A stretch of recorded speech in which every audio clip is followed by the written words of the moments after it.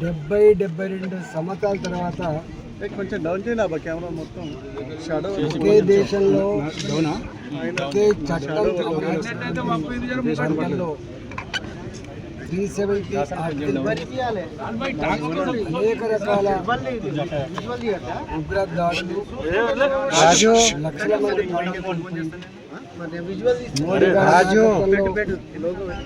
370 article రద్దు చేయబడి Jammu and Kashmir ముమ్మాటికి భారత్లో భాగమేనని కన్నెత్తి చూడడానికి వీలేదని చెప్పి హెచ్చరిక చేసినటువంటి నాయకుడు మోడీ గారు గత కొన్ని సంవత్సరాలుగా స్వేచ్ఛ స్వతంత్రం అన్నిటికీ మిక్కిలి స్విట్జర్లాండ్ లాంటి ప్రాంతం కాబట్టి ప్రపంచంలో అతి సుందరమైన గొప్ప ప్రకృతి సంపదతో పెరుగుతున్న ప్రాంతంలో భారతదేశ వ్యాప్తంగా ఇప్పుడిప్పుడే అక్కడ టూరిస్టులు పోవడం, అక్కడ భారత ప్రజానికం గర్వపడడం చూస్తూ ఉంటే దాన్ని ఓర్చుకోలేని టెర్రరిస్టులు, దేశ విద్రోహులు ఇవాళ అక్కడ రక్తపాతాన్ని చెల్లించారు.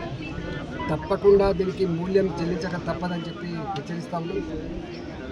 భారతదేశం సహనాన్ని, ఓపికని పరీక్షించే ప్రయత్నం చేస్తే రాబోయే కాలంలో ఏం జరుగుతుందో చవి చూడాల్సి వస్తుందని చెప్పి దొంగచాటుగా